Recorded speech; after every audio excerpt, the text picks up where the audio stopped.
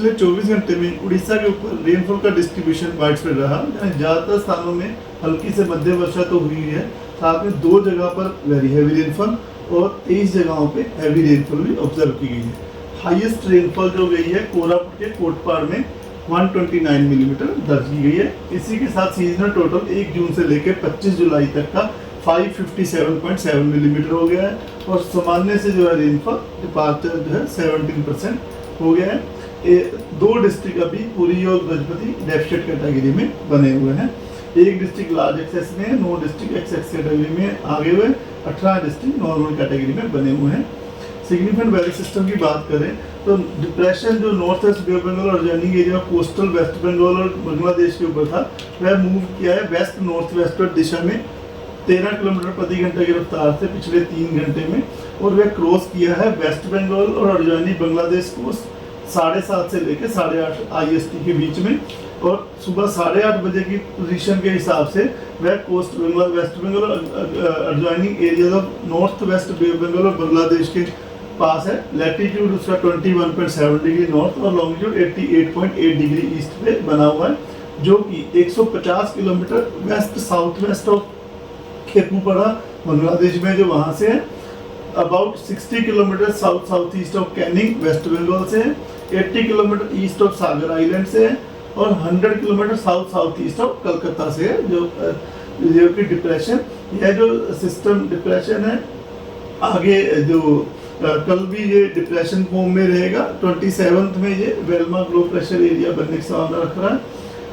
यह जो सिस्टम है मूव करेगा वेस्ट नॉर्थ वेस्ट की तरफ अक्रॉस गंगेटिक वेस्ट बंगाल, अर्जानी, नॉर्थ उड़ीसा और झारखंड अगले 24 घंटे में।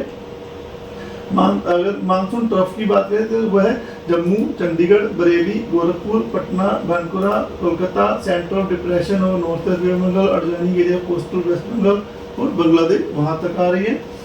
तीसरा जो सिस्टम है ट्रफ, जो कि रन कर रही है अपर साइक्लोनिक और हरियाणा और नेबरहुड से, सेंटर ऑफ डिप्रेशन तो Uttar Pradesh, north east Madhya Pradesh, north Chhattisgarh, south Jharkhand and north Orissa at a height of 3.1 kilometre above mean sea level.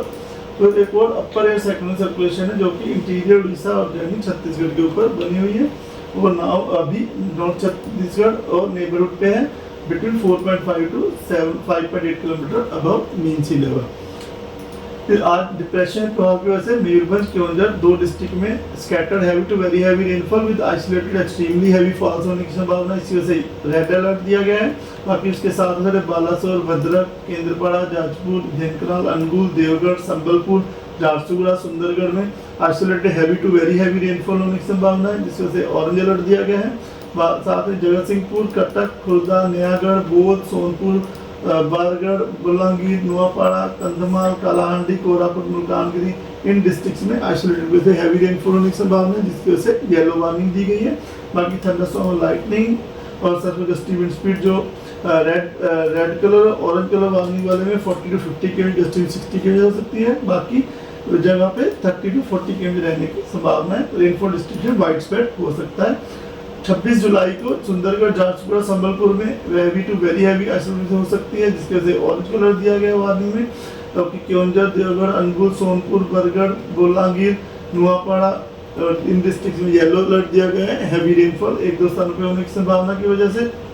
और जो thunderstorm, lightning, गस्ट्स with 30 to 40 km के लिए लगभग पूरा उड़ीसा कवर किया गया है येलो वार्निंग में।